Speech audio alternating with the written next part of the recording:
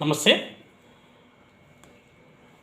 రాష్ట్రంలో ఉన్నటువంటి పీజీ కళాశాలలు, ఎంబీఏ, ఎంసీఏ కళాశాలలో జరుగుతున్నటువంటి తంతును ఈరోజు ప్రధాన పత్రిక దిశ పత్రికలో వచ్చినటువంటి ఆర్టికల్ మనం చూసినట్టయితే ధనార్జనే ధ్యేయంగా అనే ఆర్టికల్ వచ్చింది. ఇక్కడ ధనార్జనే ధ్యేయంగా అనే ఆర్టికల్ రావడం జరిగింది.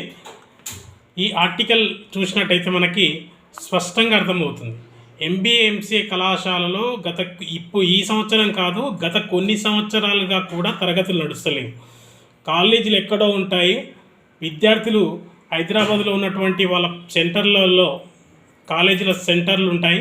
ఆ సెంటర్ ఆఫీసులలోనే హాల్ టికెట్లు రిసీవ్ కానీ, ఎగ్జామినేషన్ ఫీజు కట్టడం కానీ, మరియు ఇంటర్నల్ ఎగ్జామ్స్ రాయడం కానీ ఇవన్నీ అక్కడే ఉంటాయి. అంతేగాని ఇక్కడ పనిచేసేటువంటి అధ్యాపకులు కూడా ఉండకపోవడం గమనార్హం. పనిచేసేటువంటి అధ్యాపకులు 1:20 బేస్ ప్రకారంగా ఆయా కళాశాలలో అధ్యాపకులు ఉండాలి. కానీ అది ఎక్కడ కూడా లేనటువంటి పరిస్థితి.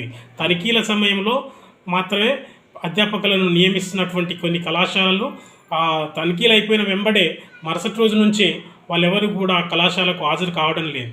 దాంతో విద్యార్థులు రాకపోవడం, విద్యార్థులు తీవ్రమైనటువంటి నష్టానికి గురి కావడం జరుగుతుంది.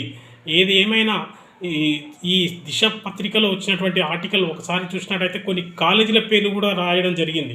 ఆ కాలేజీలు చూసుకున్నట్టయితే Siddhartha college, Kingston college, Priyadarshini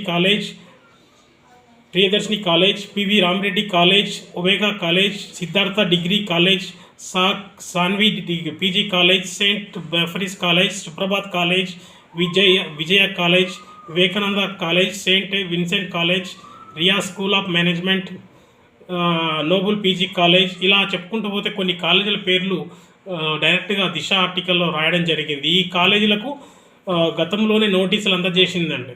ఆయా యూనివర్సిటీలు ఈ కాలేజీలకు ఉస్మానియా యూనివర్సిటీ నోటీసులు అందజేసిందని చెప్పేసి ఈ కాలేజీలకు నోటీసులు అందజేసిందని చెప్పేసి ఈ ఆర్టికల్లో రావడం జరిగింది.